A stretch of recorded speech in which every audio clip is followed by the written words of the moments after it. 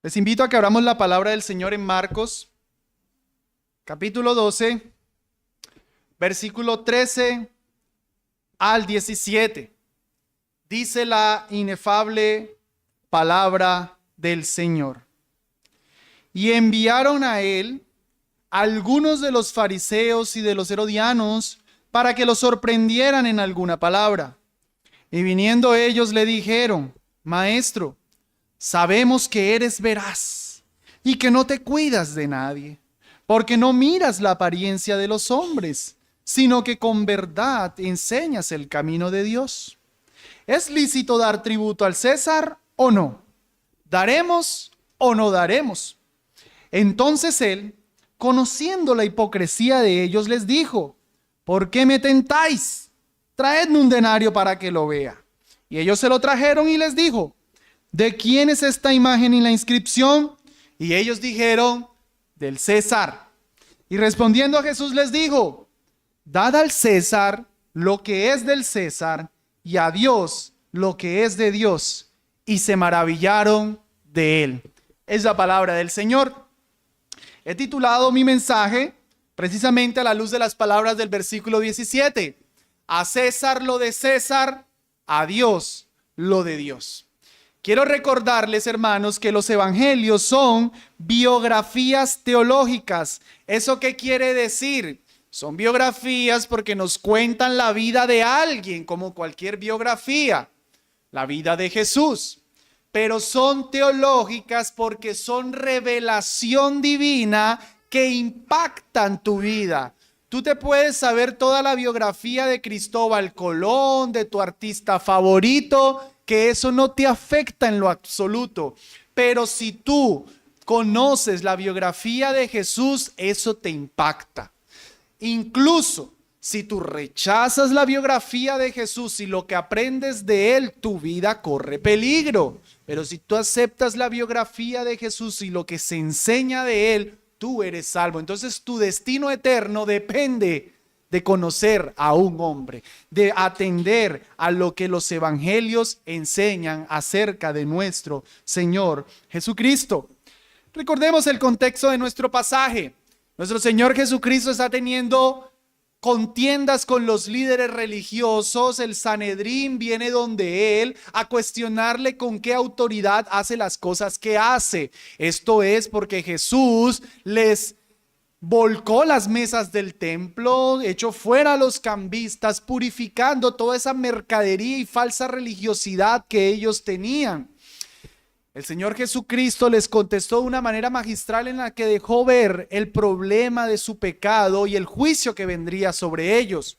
Esos líderes religiosos se fueron y entonces van a enviar una comitiva a seguir viendo cómo hacen caer a Jesús. Es martes de la semana de la pasión, que le llamamos, la última semana del ministerio del Señor Jesucristo. El domingo entró en Jerusalén montado sobre un pollino de asno, el lunes purificó el templo, el martes se está desarrollando toda esta serie de preguntas capciosas que le hacen los líderes religiosos y demás, tratando de atrapar a Jesús en algo, pero Jesús siempre dejándolos con la boca callada y más bien enseñando su sabiduría. En esta porción particularmente nuestro Señor va a enseñar que debemos reconocer al César, entiéndase al gobierno, al Estado, lo que le pertenece a él, y a Dios lo que le pertenece como creador. Repito, biografía teológica. Cómo nos conducimos con el gobierno civil depende mucho del entendimiento de este pasaje, y cómo nos conducimos para con Dios depende de este pasaje. Vamos a analizar sencillamente esta porción por medio de dos encabezados. Primero vamos a analizar el momento en el que los fariseos y los herodianos son enviados para capturar a Jesús, para hacerlo caer, y luego veremos la respuesta que Jesús da ante la pregunta que ellos le hacen. Veamos el versículo 13. Y enviaron a él algunos de los fariseos y de los herodianos para que los sorprendieran en alguna palabra. ¿Quiénes son estos personajes? ¿Quiénes son los fariseos y quiénes son los herodianos? Los fariseos, esa palabra fariseo proviene de una palabra aramea que sonaría algo así como farish, que significa separar, dividir, distinguir. Los fariseos era una secta judía que se apartaba del mundo por medio de una observancia estricta de la ley. Cuando tú acabas el Antiguo Testamento, tú no escuchaste nunca de los fariseos. Cuando empiezas el Nuevo Testamento, aparecieron los fariseos, pero no crearon los fariseos. ¿De dónde aparecieron? Esto es porque ellos más o menos empiezan a existir como desde el año 150 antes de Cristo. Recuerden que el Antiguo Testamento, la última revelación la tenemos en el 400 antes de Cristo y el Nuevo Testamento desde el año 0. Entonces, antes en ese interludio aparece esta secta que en sus orígenes fue algo bueno. Repito, un grupo que por medio de una observancia estricta de la ley pretende apartarse del pecado, pero que luego degeneró en un legalismo, en una religión superficial.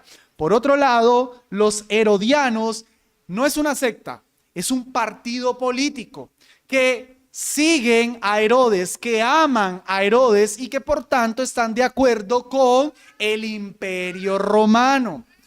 Tú tienes que recordar quién es Herodes. Herodes el Grande es el personaje que intentó matar al Señor Jesucristo cuando apenitas estaba un bebé. ¿Recuerdas la historia? Que mandó a matar a todos los niños menores de 2 años. Ese es Herodes el Grande. Herodes el Grande muere y deja su gobierno, lo divide entre sus 4 hijos, lo que se llamaría una tetrarquía: Arquelao, Felipe, Antipas y Salomé. El Herodes que nosotros mayormente tenemos en la Biblia es Herodes Antipas, es el que participa en la muerte del Señor Jesucristo. Este grupo político estaba de acuerdo con los Herodes, pero Herodes era un idumeo, Herodes el Grande, no era un judío. O sea que a ellos ya eso les aborrecía. ¿Cómo así que un idumeo, alguien que no es judío, los gobierna?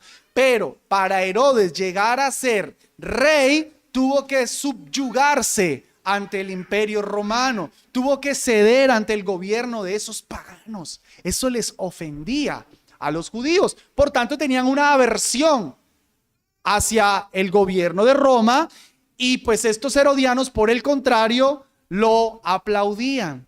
Pero aquí vienen fariseos y herodianos, una mezcla bien extraña, agua y aceite. Los fariseos son un grupo religioso, los herodianos son un grupo político. Los fariseos son religiosos, son hombres consagrados, los herodianos son unos mundanos.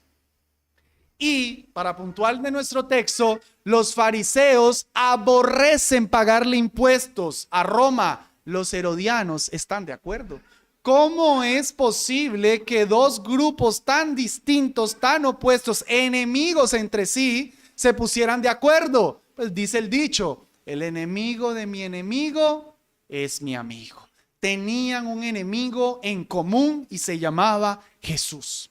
Jesús les era estorbo a los fariseos en su religiosidad muerta y falsa, y era un estorbo en la mundanalidad y plan político de los herodianos. Pero aquí se confabulan en una misión que nos dijo ahí en el versículo 13, para capturar a Jesús, para atraparlo. La idea de la palabra es como capturarlo, como que quieren ver a Jesús que diga algo que lo desapruebe para entonces tener motivos de llevarlo a prisión. El texto paralelo de Lucas 20:20 nos deja ver más claramente la intención de ellos. Dice así: y acechándole enviaron espías que se simulasen justos a fin de sorprenderle en alguna palabra para entregarle al poder y autoridad del gobernador. Aquí le llamaron espías a estos fariseos y herodianos. Esos son unos espías. Pero hago énfasis en la última parte. ¿Cuál era el objetivo? Entregarle a la autoridad del gobernador. Quieren que Jesús haga alguna declaración que sea digna de ser juzgado. En este momento, los fariseos y los herodianos, digamos que están materializando una confabulación que ya habían empezado muchos años atrás en el inicio del ministerio del Señor Jesucristo, cuando por allá en Marcos 3:6 se nos decía que los fariseos se aliaron con los herodianos después de que Jesús había sanado a un hombre de la mano seca. Algo que los fariseos veían como un quebrantamiento del día de reposo. Ellos ahí se confabularon con los herodianos para destruir a Jesús. Aquí se está poniendo en práctica. Quieren ya por fin encontrar la manera de cómo llevar a cabo su plan. Y notamos entonces esa misión, cómo la empiezan a desarrollar. Versículo 14. Y viniendo ellos le dijeron: Maestro, sabemos que eres veraz y que no te cuidas de nadie, porque no miras la apariencia de los hombres, sino que con verdad enseñas el camino de Dios. Qué adulación, ¿no? Lambones le llamamos nosotros. Están adulando al Señor. Noten el cambio de estrategia. Hasta el momento habían llegado frentero contra Jesús, pero como que no les está funcionando. Entonces vamos a cambiar de estrategia. Vamos a adularlo un poquito para que crea que de verdad lo admiramos y entonces sáquete, que lo cogemos. Ahora, es interesante la adulación porque es verdad. Ellos no creen esto, pero lo que están diciendo es verdad. Maestro, hermanos, eso les debió arder en el profundo del corazón. Reconocer a Jesús como un rabí, un maestro. Ciertamente Jesús es un maestro, pero ellos no lo creen.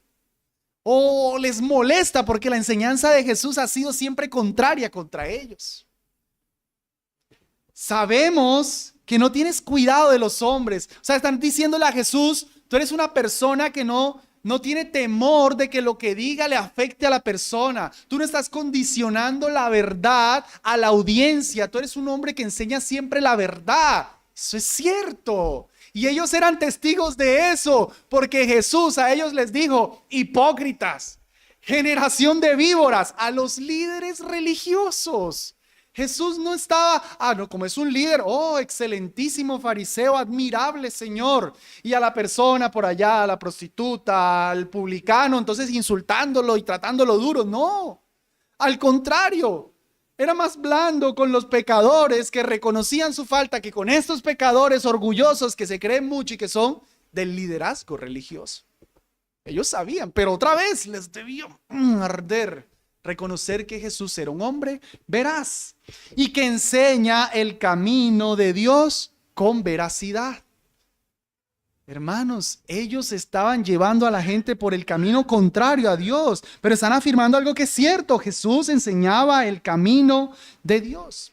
Pero ahora, hermanos, ellos no están adulando a Jesús sencillamente por querer decirle cosas bonitas. Esta es una adulación que está preparando a Jesús para una pregunta en la que va a tener que confirmar lo que acabaron de decir. Es decir, que Jesús es un hombre que no le teme a la persona a la que le tenga que decir la verdad, que enseña el camino de verdad y que habla la palabra de Dios. Es como el niño que le dice al papá: papi, ¿cierto que tú me amas? Sí, hijo. Papi, ¿cierto que tú harías cualquier cosa por hacerme feliz? Claro que sí, hijo. Papi, a mí me haría muy feliz llevarme al parque. ¿Me llevas? Si el papá dice que no, entonces queda contrario a lo que acabo de afirmar. Toda la adulación del niño, todas las preguntas del niño fue para prepararlo para la pregunta. Eso es lo que ellos están haciendo. O sea, ellos por eso no le dicen a Jesús sencillamente como: oh, qué guapo eres, qué inteligente. No. La adulación es para prepararlo, para hacerle unas preguntas en las que confirme que él es un maestro, que no tiene cuidado de quién le dice la verdad y que enseña el camino de Dios. Y entonces va la pregunta: dinos, ¿es lícito dar tributo al César o no? ¿Daremos o no daremos? Ahí está el veneno, ahí está la pregunta, ahí está el ataque. Ese tributo, entiéndalo, un impuesto, es un impuesto que ellos pagaban como judíos al Imperio Romano y que ese dinero se iba directamente al tesoro imperial. Pero noten lo delicado de la pregunta, noten el veneno que hay aquí. Es lícito. Hermanos, esta pregunta de si es lícito pagar el impuesto no está en términos del Imperio Romano, de la ley romana. No, pues por supuesto. Si el Imperio Romano dijo que hay que pagar un impuesto, pues es lícito pagar el impuesto. El punto no es la ley romana, el punto es la ley divina. La ley de Dios. Traduzcan esta pregunta así: Jesús, ¿es correcto para la palabra del Señor que nosotros le paguemos un impuesto a esta nación que son unos impíos y que son unos mundanos? ¿Le agrada a Dios que nosotros, su pueblo escogido, le paguemos a unos opresores como los romanos? ¿Eso lo enseña Dios? ¿Está de acuerdo Dios con eso? Eso es lo que ellos están poniendo. Ellos están escalando el asunto en un término legal a la luz de la palabra del Señor. Y es que, hermanos, este impuesto, este tributo que ellos tenían que pagar era un asunto bien delicado. Es una pregunta bien delicada. Para que nos hagamos una idea de lo delicado que era esta pregunta, no solamente por lo del lícito, sino también por lo que implicaba este pago de impuestos. En el año 6, versa la historia que un hombre llamado Judas, no Tadeo, no Iscariotis, hizo una sedición, levantó en la época del censo, eso lo dice en Hechos, y se levantaron contra el Imperio Romano y los tuvieron que masacrar. El Imperio Romano los masacró. ¿Pero por qué se levantó esa sedición? Por este impuesto. Por este impuesto. Y Josefo, quien cuenta la historia, reconoce que Judas ya puso un precedente. O sea, había dejado una semilla dentro de los judíos. Ese impuesto, hay que rebelarse contra Roma. De hecho, en el año 60, cuando sucede la revolución del año 67 y que finalmente las tropas de Tito Vespasiano destruyen Jerusalén, una de las razones por la que esa sedición se levantó fue por el impuesto. Entonces no creamos que ellos sencillamente están preguntando así como nosotros aquí con la DIAN, que si le pagamos el impuesto a la DIAN. No. Es una cuestión que los llevó a tremendas revueltas, que les era ofensivo. Porque ¿qué está pasando en esta época, hermanos? ¿Qué fiesta se está celebrando? ¿Recuerdan? La Pascua. ¿Qué recuerda la Pascua? La liberación de Egipto. Una fiesta en la que ellos recuerdan que son libres y están esclavos, oprimidos por Roma. O sea, el patriotismo judío estaba a flor de piel aquí. Entonces recojamos. Tenemos un impuesto que es un asunto bien delicado para la nación. Tenemos una nación que está celebrando que son libres cuando no están siendo libres, pagándole un impuesto a una nación opresora. Un impuesto que, por cierto, me adelanto un poco, no era el monto. No crean que lo que les afligía era el monto, hermanos. Era un denario, ya lo vamos a ver. Un denario era un día de trabajo. O sea, como hoy pagar 45,000 pesos. Imagínense que ese fuera el impuesto de nosotros al año. Pagar 50,000 pesos al año. No, ellos no están pensando económicamente. Es un tema espiritual. Es un tema de patriotismo. Es un tema de estos romanos nos están dominando. ¿Le agrada a Dios esto o no? Si Jesús dice, sí, está bien, a Dios le agrada que lo pagues, hermanos, eso era herir el patriotismo de los judíos. Todo judío que tú le preguntaras, le hicieras esa pregunta a cualquier judío, al judío de a pie, te iba a decir, no se debe pagar. Y ahí está el maestro, el líder, al que clamaban Hosana, bendito el que viene en el nombre del Señor, diciendo que sí. Es un traidor. Se le podía volver el pueblo en contra de Jesús. Pero si decía que no era lícito pagarlo, pues ahí estaban los herodianos. Miren, un sedicioso y tiene seguidores. Este es el mismo como Judas. Se va a levantar otra sedición. Capturémoslo y llevémoslo al emperador. O sea que Jesús está en una situación, hermanos, de perder o perder. Es bien calculado el veneno. Reconozcámosle a los fariseos que son bien víboras. Saben cómo hacer las cosas. Saben cómo hacer caer a Jesús. Pero el problema es que están tratando de hacer caer a Jesús. Y ahí es donde su mentalidad, su veneno no va a funcionar. Eso nos lleva entonces a considerar la respuesta de Jesús en el versículo 15. Y conociendo él, entonces él, conociendo la hipocresía de ellos, les dijo, ¿por qué me tentáis? Detengámonos un momentico. El Señor conoce la hipocresía de ellos. Al Señor Jesús no se le puede adular. A Jesús no se le puede adular. Tú y yo si nos dejamos adular. Tú y yo nos dan un poquitico de flores y ya luego no queremos decirle a la persona la verdad. Ya no queremos herirlo. A Jesús no. Él sabe quién es. Él no se va a dejar adular. Él inmediatamente identificó la hipocresía de ellos. Dice en Juan capítulo 2, verso 23. Estando en Jerusalén, en la fiesta de la Pascua, muchos creyeron en su nombre, viendo las señales que hacía. Pero Jesús mismo no se fiaba de ellos porque conocía a todos y no tenía necesidad de que nadie le diese testimonio del hombre, pues él sabía lo que había en el hombre. Yo me dejo engañar. Hay una confesión, yo bautizo, yo me emociono. ¡Qué bueno! Se convirtieron. Jesús no. Jesús sabe lo que hay en el corazón. Jesús conoce tu corazón. A Él no lo puedes adular. A Él no lo puedes engañar. A Él no puedes hablar bonito y pensar que porque hablas bonito de Jesús, Jesús ya te quiere. Jesús sabe lo que hay en tu corazón. ¿Por qué me tientan?, le dice a los fariseos y herodianos. Traduzcan eso. Porque son tan tontitos. ¿Para qué pierden el tiempo? ¿No se han dado cuenta que siempre tengo la verdad? ¿No se han dado cuenta que siempre sé cómo responderles? Esa palabra, tentar, nos hace pensar en aquel momento cuando el mismo Satanás tentó al Señor en el desierto. ¿Cómo le fue? Mal. Al príncipe de las tinieblas le fue mal tentando a Jesús. ¿Cómo no le va a ir mal a estos fariseos y herodianos?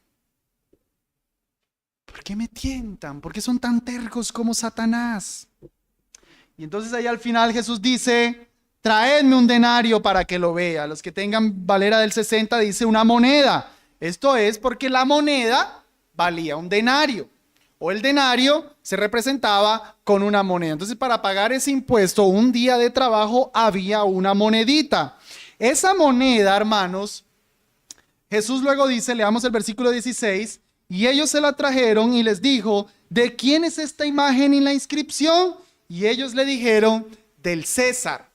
Esta moneda tenía una cara y un sello, como pudiéramos decirle nosotros. Tal vez lo están viendo en la imagen. En lo que llamaríamos la cara, tenía el rostro de Tiberio y una inscripción que decía, Tiberio César Augusto, hijo del divino Augusto. Tiberio era un emperador, era hijo de Augusto, y cabe recordar que Augusto quiere decir majestad, divino. Entonces estaba diciendo que Tiberio era el hijo de Dios. La moneda con la que se pagaba el impuesto, eso por supuesto agregaba ofensa al problema, tenía una inscripción de un hombre que decía ser el hijo de Dios.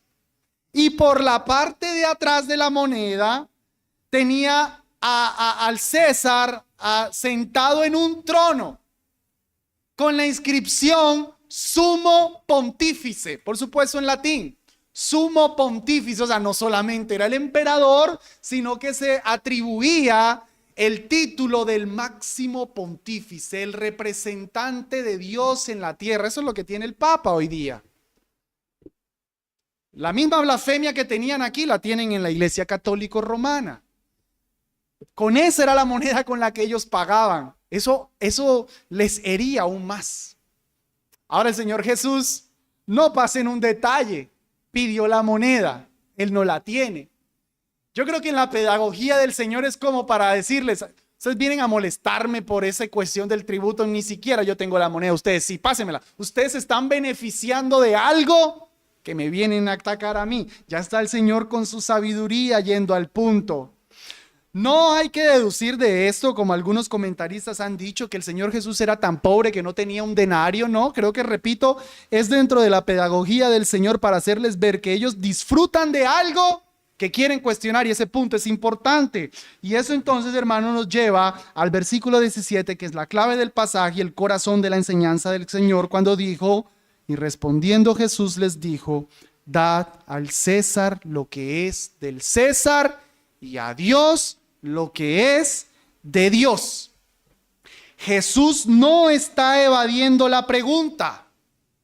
Él más bien está reconociendo que el César, en su calidad de gobernante, se le debe retribuir lo que es debido, pero la adoración, la majestad, no le pertenece al César, sino que le pertenece a Dios. La moneda representaba al César como divino y sumo pontífice. Jesús es como si estuviera diciendo, eso le pertenece a Dios, eso no es del César. Pero la moneda, en cuanto costaba como plata, eso le pertenece al César. El valor de la moneda al César. Lo que la moneda dice a Dios, lo que es de Dios. Hermanos, de hecho, la palabra que el Señor Jesús utiliza, dad al César, es diferente a la que utilizaron los fariseos y herodianos cuando dijeron daremos o no daremos. La palabra que ellos utilizan es la palabra griega didomi, que significa como conceder, otorgar. La que el Señor Jesús utiliza es retribuir, devolver. Es diferente que yo te dé 50,000 pesos porque te los quiero dar, me caíste bien, toma, te regalo 50,000, a que tú me hagas un trabajo y yo te tengo que dar los 50,000. Es diferente. En ambos casos te lo estoy dando, pero en uno es una concesión, en el otro te lo mereces. Es una digna retribución. El Señor Jesús está diciendo, al César le deben retribuir algo por ser el César. A Dios le deben retribuir algo por ser Dios.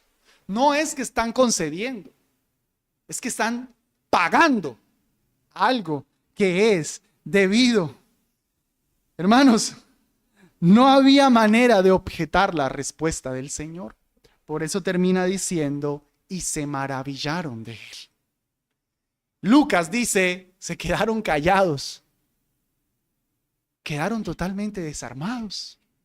Les digo, era una pregunta de perder o perder, pero se la hicieron a Jesús. Y Jesús no iba a dejarse capturar de ellos. A César lo que es de César, a Dios lo que es de Dios.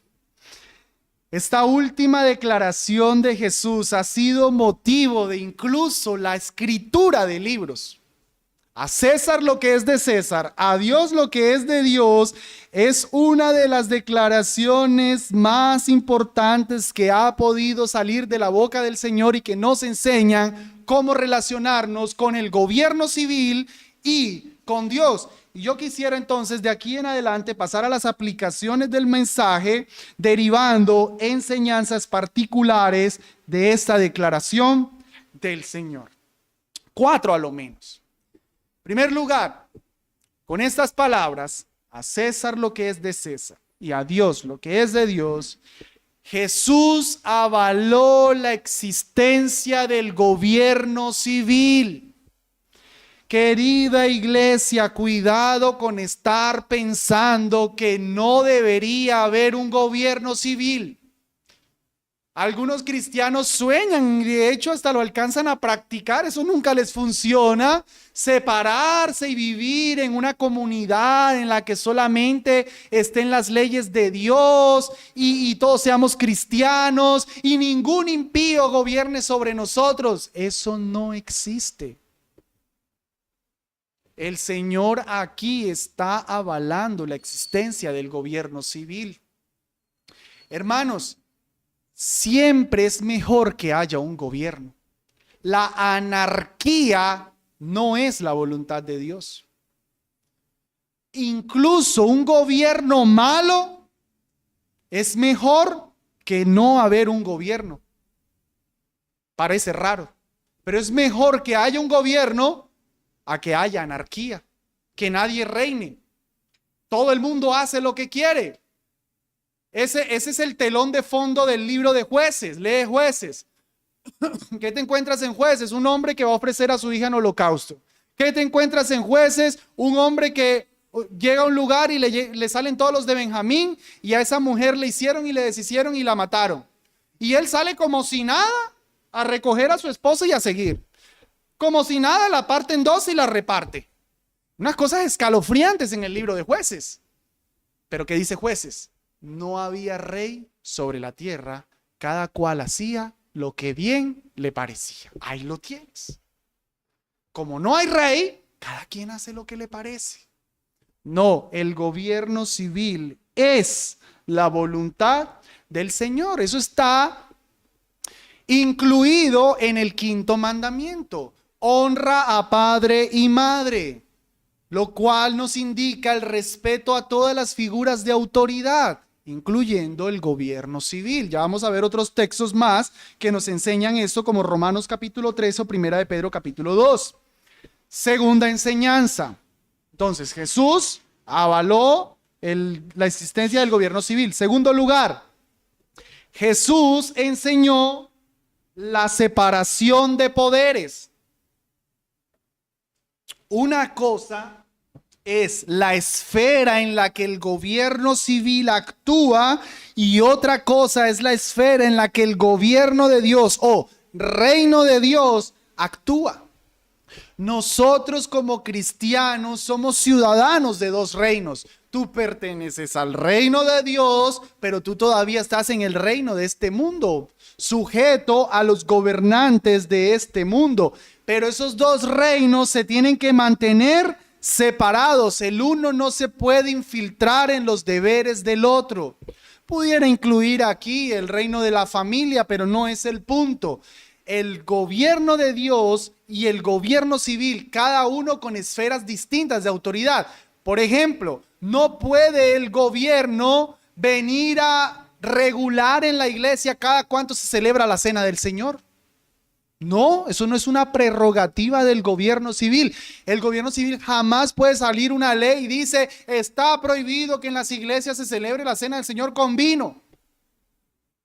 O que la cena del Señor debe ser celebrada una vez al mes. Eso no lo puede regular el gobierno civil. O que de aquí a mañana disciplináramos a una persona por homosexualismo. Imaginémonos, hipotéticamente se nos infiltró a alguien que era homosexual y lo disciplinamos, lo sacamos. Y como está la cosa, entonces va allá a su lobby LGBT y nos trae el gobierno. ¿Qué vamos a hacer? ¿No lo disciplinamos porque el gobierno dice que pobrecitos hay que cuidar a las minorías? No, no cerraron, que no cierren. Pero el gobierno civil no puede regular en lo que Dios en su reino regula. Y viceversa. La iglesia no puede estar pretendiendo montar un partido político para cambiar las leyes de Colombia. Eso es del gobierno civil, eso no le compete a la iglesia. Compete a un ciudadano cristiano. Que un cristiano quiera ser político, eso se puede, pero la iglesia no. Es que la iglesia de Barbosa no está haciendo nada, no están creando un partido, no están saliendo a marchar. No. La iglesia no está para eso. Eso es del Estado, eso es del civil, no de la iglesia. No crean que una iglesia que de verdad es sal y luz es la que crea partidos políticos. Al contrario, dejó de ser sal y dejó de ser luz. La pisotean. Eso es del gobierno civil. Una cosa es la iglesia, pero, hermanos, cosmovisión cristiana, ojo aquí, vamos a estar prontamente en épocas de elecciones. Una cosa es la separación de poderes y otra cosa es separar la política de la religión. Son dos cosas distintas. El gobierno no se incluye en la iglesia ni la iglesia se incluye en el gobierno, pero cuando tú vas a votar, tú no puedes desconectar la cosmovisión cristiana de ahí. Si tu político es un abortista, socialista, promotor, progresista, ponle teología a eso. Ponle teología a eso. Tú vas a votar de acuerdo a lo que Dios aprueba de una persona, no por un cristiano. No estamos hablando de votar por un cristiano. Estamos hablando de que tú, como un ciudadano, no puedes dejar tu cristianismo a un lado respecto a tu gobierno. Si tu gobierno está funcionando contrario a la voluntad de Dios, recompensando al malo y castigando al bueno, tú sabes como cristiano que es un mal gobernante. No importa que ofrezca mercado, es un mal gobernante. Porque Dios en Romanos 13 dice que instituye el gobierno para castigar al malo, no para recompensarlo. Entonces tú como cristiano le pones teología, no lo puedes separar. Vas a votar, tienes que ver qué cree la persona, qué filosofía está instaurando en tu nación, porque lo uno no se puede separar de lo otro. Otra vez, gobierno por un lado, iglesia por otro lado, pero política y religión, eso no se puede separar. Eso no se puede separar. Número 1, Jesús nos enseñó o avaló la existencia del gobierno civil. Número 2, Jesús enseñó la separación de poderes. Número 3, Jesús enseñó a retribuir al Estado lo que le compete como Estado. Hermanos, como ciudadanos de un reino de Colombia, nosotros tenemos unos deberes para con el gobierno que es como buenos cristianos. O así no seas cristiano, tienes que cumplir. Ojo otra vez. Como cristianos, porque somos cristianos y se supone que somos buenos ciudadanos, los debemos hacer. Pero así no seas cristiano, lo tienes que cumplir. Porque Dios, el soberano, dice qué tienen que hacer todas las personas para con el gobierno. Y a la luz de esto quiero darles por lo menos 4 ideas o 4 verdades explícitas. No me voy a meter todavía en asuntos éticos complejos, voy a quedarme en lo explícito que la Biblia nos dice de cuáles son los deberes que tienes como ciudadanos para con el reino, para con Colombia, para con los magistrados, entiéndase presidente, senadores, alcaldes, gobernadores, etcétera. Para todo el gobierno civil, tú como un ciudadano tienes los siguientes deberes. Número 1, pagar los impuestos. Está totalmente relacionado con el texto. Vamos a Romanos capítulo 13, versículo 1. Romanos capítulo 13, verso 1. Y cada uno de los textos voy a estar tentado de expandirme porque podemos bien hacer un mensaje de cada uno, pero me voy a limitar a los puntos. En primer lugar, como ciudadanos de Colombia tenemos el deber, ya seas cristiano o no, de pagar los impuestos. Dice Romanos 13. Sométase toda persona a las autoridades superiores, porque no hay autoridad sino de Dios. ¿Quién creó el gobierno? Dios. Y las autoridades que hay por Dios han sido ordenadas. Así que el que se opone a la autoridad, a la ordenanza de Dios, se resiste, y los que se resisten recibirán condenación para sí mismos. ¡Wow! El Señor amenaza de condenar al que no se sujeta a un gobierno impío. Porque los magistrados no están para infundir temor a las buenas obras, sino a las malas. ¿Quieres pues no temer a la autoridad? Haz lo bueno y tendrás alabanza de ella, porque es ministro de Dios para tu bien. Mas si hicieres lo malo, teme, porque no en vano lleva la espada, porque es ministro de Dios, vengador para ejecutar su ira al que hace lo malo. Por lo cual es necesario que le estéis sujetos, no solamente por la ira, sino también por la conciencia. Y aquí está. Porque por esto pagáis también los tributos, porque son ministros de Dios que sirven a esto mismo. Pagad pues a todos lo que le debe, a lo que se les debe. Al que tributo, tributo. Al que impuesto, impuesto. Al que temor, temor. Al que honra, honra. Paga. Paga tu impuesto. Porque el gobierno está para castigar, para corregir. Dios lo creó. Tienes que pagar tu impuesto. Ese texto trató todos los elementos, lo quise leer completo y solamente me enfaticé en la parte de pagar el impuesto. Ese es un deber que tenemos como ciudadanos. El Señor creó el gobierno civil. Cuando yo no pago el impuesto, porque es que, ¿cómo así que un gobierno? ¿Por qué me va a pedir? Entonces, ¿a quién está resistiendo? ¿Al gobierno? No. Está resistiendo a lo instituido por Dios. Segundo lugar, deberes ciudadanos para el gobierno, seas cristiano o no. debes orar por las autoridades. Primera de Timoteo, capítulo 2, versículos del 1 al 2. Exhorto ante todo a que se hagan rogativas, oraciones, peticiones y acciones de gracias por todos los hombres, por los reyes y por los que están en eminencia, para que vivamos quieta y reposadamente en toda piedad y honestidad, pero que además salgas a marchar y a tirar piedras. ¿Sí? No, ¿verdad? ¿Qué hay que hacer por el señor Petro? Orar. No es que si le hago unos memes, ahí sí. Orar. No es que si salgo a tirar, ahí sí. No, orar. Deja a los impíos que tiren piedra. Tú eres cristiano. Tú debes orar por los gobernantes.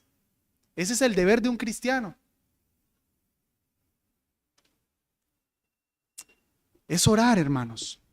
No andar protestando, no andar revolucionándose. Y necesitamos, de hecho debí decir eso desde el principio, necesitamos recordar el contexto de estas palabras, las de Romanos 13, las de esas, las de todos. ¿Quién era el gobernador en ese momento? ¿Quién era el mandatario más importante? Ah, pastores, porque era el hermano Nerón. El pastor Nerón, que a los hermanos, como eran luz, los prendía para que fueran antorchas y alumbraran las bellas calles de Roma. O el hermano Herodes Antipas, que accidentalmente le atravesó una espada al apóstol Jacobo. Fue un accidente. Hermanos, esos eran los mandatarios. Cuando Pablo dice, sométanse, oren por ellos. No, pero es que es un impío, es que miren, es que es Maduro. Sométanse, oren. Ese es el deber del cristiano, orar, porque creemos que hay un máximo mandatario encima. Porque hay un gobernador de los cielos sobre todo. Por eso hay que orar. Porque el que tiene el control es el que lo puede quitar. Es orar. Pero cuando yo no creo que Dios es el soberano, entonces ahí es donde ando tirando piedra. Porque no hay un Dios sobre los cielos que gobierne sobre el corazón de un hombre. Tercer deber. Bueno, ya lo leímos ahorita. Hermanos, no me tiren piedras. Debemos obedecer a las autoridades. Hay que obedecer a los gobiernos, a los mandatarios. Se les tiene que obedecer. Primera de Pedro 2:13. Estad pues sujetos a toda ordenación humana por causa del Señor, sea el rey. ¿Cuál era el rey? El hermano Nerón, el diablo Nerón. Ese era el rey. Y Pedro dice, obedezcan.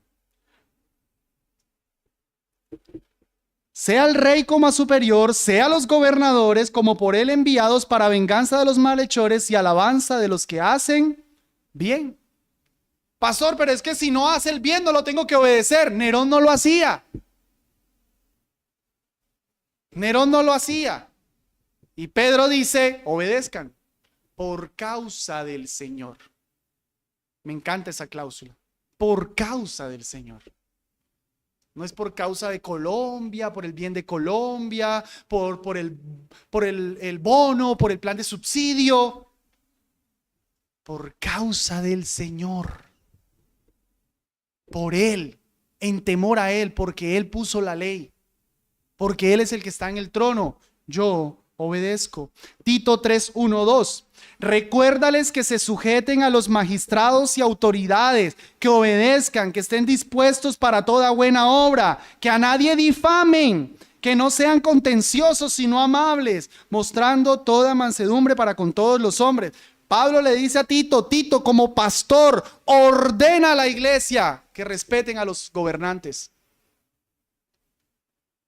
Si los regaño, hermanos, por mofarse de Petro, es obediencia a la palabra. Puede que no te guste, pero hay que obedecer a las autoridades, y eso me lleva también a la cuarta enseñanza. Debemos respetar a los gobernantes. Primera de Pedro 2:17, corté la idea ahorita ahí. Honrad a todos, amad la fraternidad, temed a Dios, honrad a Nerón. Traduzcan. Honrad al rey. Denle la honra a Nerón. Pero te volviste loco. Honren al rey. Respeten al rey. Hermanos, hay que obedecer a las autoridades superiores. Miren un ejemplo del apóstol Pablo. Hechos capítulo 23, versos del 3 en adelante. Entonces Pablo, eso fue después que el sumo sacerdote mandó a golpearlo. Entonces Pablo le dijo: Dios se golpeará a ti, pared blanqueada. ¿Estás tú sentado para juzgarme conforme a la ley y quebrantando la ley me mandas a golpear? A los que estaban presentes dijeron, ¿al sumo sacerdote de Dios injurias? Miren la actitud de Pablo. No sabía, hermanos, que era el sumo sacerdote, pues escrito está: no maldecirás a un príncipe de tu pueblo. ¡Wow! ¿Quién es el sacerdote? El que mató al Señor. Probablemente. ¿Es correcto que es una pared blanqueada? El Señor Jesús les dijo pared blanqueadas. Pero cuando Pablo hizo eso, no sabía que era un gobernante. Cuando se enteró, pidió perdón. Un cristiano. A uno que participó o que está persiguiendo a la iglesia. Perdón, hermanos, no sabía que era un gobernante. No, mi hermano, no tienes excusa. Hay que respetar a los gobernantes, hermanos. Por si al caso, yo no soy petrista, por si al caso, yo no soy de izquierda. Es la palabra del Señor. Eso es que es uribista y por eso es que... No, es la palabra del Señor. Debes respetar a los gobernantes, debes obedecer a los gobernantes, debes orar por los gobernantes, debes pagar el tributo a los gobernantes. Esos son los deberes de todo ciudadano, especialmente los cristianos. No hay que estar mofándose, no hay que estar tergiversando la verdad. No, hermanos, hay que obedecer al Señor, confiando que el Señor está en el trono y que Él es el que va dirigiendo.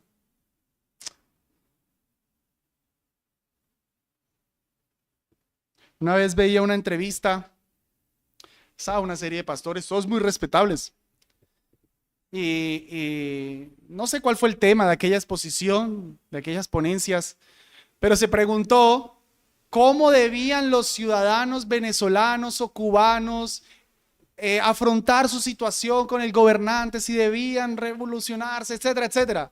Me encantó, creo que fue Henry Tolopilo, no me acuerdo, un pastor muy respetable. ¿Obedecer? Pasó el micrófono. Todos se rieron. ¿Qué más quieren que les diga? O sea, ¿qué dice la palabra del Señor? Obedecer, respetar, sujetarse, pagar el impuesto, punto. Órele al Señor. Eso es todo lo que un cristiano puede hacer en un país que los persigue. Hermanos, nunca los cristianos, no tengo registro, pudiera generalizarlo, pero nunca los cristianos, o definitivamente los de sana doctrina, nunca los cristianos se rebelaron ni siquiera cuando estaban bajo gobiernos comunistas. Ni siquiera bajo gobiernos comunistas. Si el gobierno prohibía hacer algo, pues se escondían para adorar a Dios, pero nunca los cristianos se sujetaron a eso. Y eso me lleva a la última enseñanza de nuestro Señor. Avaló el gobierno, enseñó la separación, nos da los deberes que tenemos. Jesús enseñó a retribuir lo que le compete a Dios como Dios.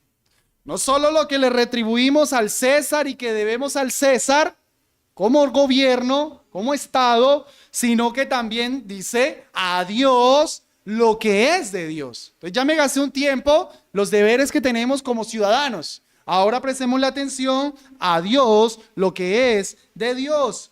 Cuando el gobierno civil pide algo que es contrario a la voluntad de Dios, hasta ahí llegó la obediencia. Es hasta ahí.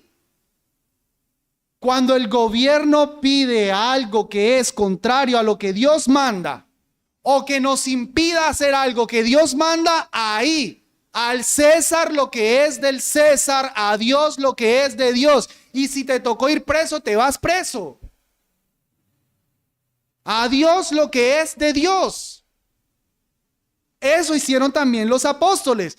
En Hechos capítulo 5, versículo 29, el contexto es que los líderes religiosos le están prohibiendo anunciar el nombre de Jesús. ¿Y qué dice Pedro? El mismo Pedro que dice honrar al rey.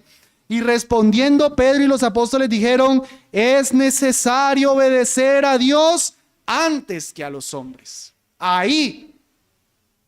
Que el gobierno civil instituyó que es correcto el matrimonio entre personas del mismo sexo. Al César lo que es del César. A él no le compete regular cuando un matrimonio es matrimonio. Eso le compete a Dios, no al gobierno. He escuchado historias de lugares en los que el gobierno prohíbe un matrimonio, por ejemplo, entre una persona negra y una persona blanca. Eso sucedió en Estados Unidos. El gobierno lo prohibía. Al César lo que es del César, a Dios lo que es de Dios. ¿Qué hizo ese pastor? Matrimonio, no legal, legalmente no se podía, pero era un matrimonio legítimo, se podían ir a vivir, tener sus hijos. Al César lo que es del César. Conocí otra historia que era musulmán y cristiano. Bueno, la muchacha se convirtió, el Estado no lo reconocía. Al César lo que es del César, a Dios lo que es de Dios. Ellos no regulan el matrimonio. Gracias a Dios no es la condición de Colombia en el sentido de que nos prohíban los matrimonios heterosexuales, pero si fuera el caso, no quedan registrados legalmente, pero sí delante de Dios, porque es una institución divina. Que el gobierno dice que si los papás le dan varita a sus hijos, los van a meter preso. Bueno, de tonto no me voy a poner a darle varita a mi hijo en un parque públicamente, pero le doy varita. Y si me lo echan, me acarrearé las consecuencias. Al César lo que es del César, a Dios lo que es de Dios.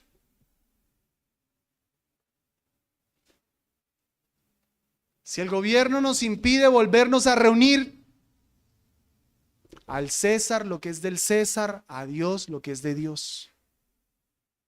Esa fue la convicción del pastor MacArthur cuando cerraron todas las iglesias en época de pandemia. A ellos no les compete regular eso. No, que la salud. Al César lo que es del César. Dios mandó a congregarnos.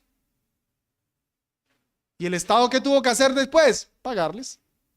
Por haberse inmiscuido en lo que no era su autoridad.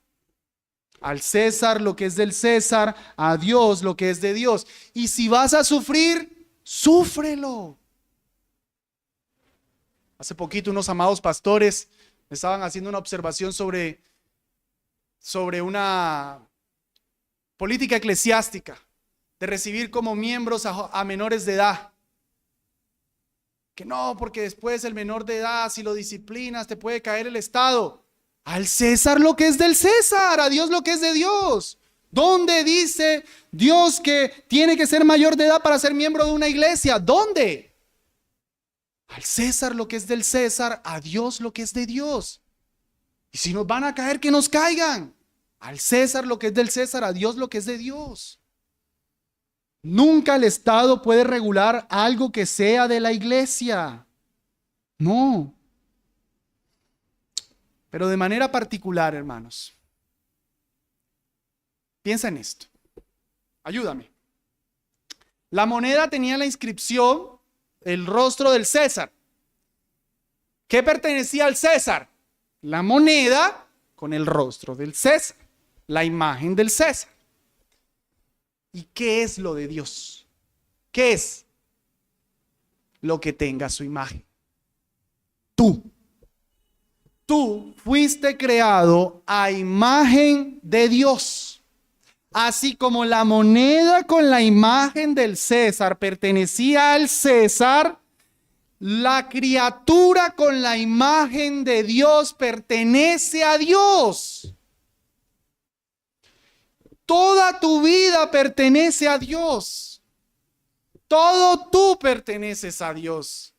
Fuiste creado a imagen y semejanza de Dios. todo le perteneces a Él. Aunque no seas cristiano, le perteneces a Él.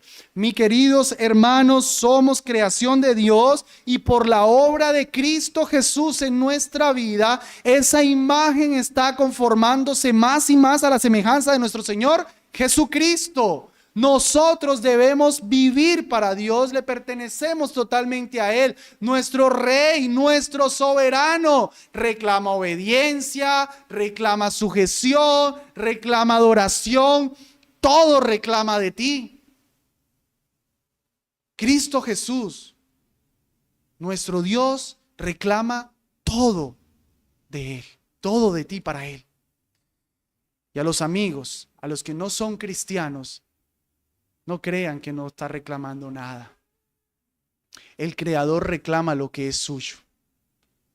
Dios te creó y Dios envió a su Hijo Jesucristo para restaurar la imagen de Él que está perdida por el pecado en ti. Está muy destruida, pero Él la quiere rescatar, la quiere restablecer, la quiere corregir y por eso envió a su Hijo Jesucristo.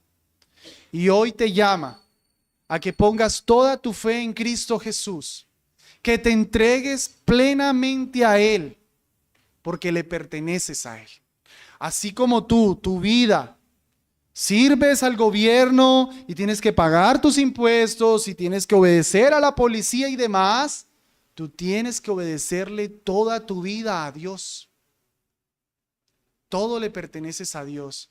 Si hoy no eres un cristiano, no estás retribuyéndole a Dios lo que le pertenece. No olvides, es una retribución, no es una concesión, no es mi ofrenda a ti.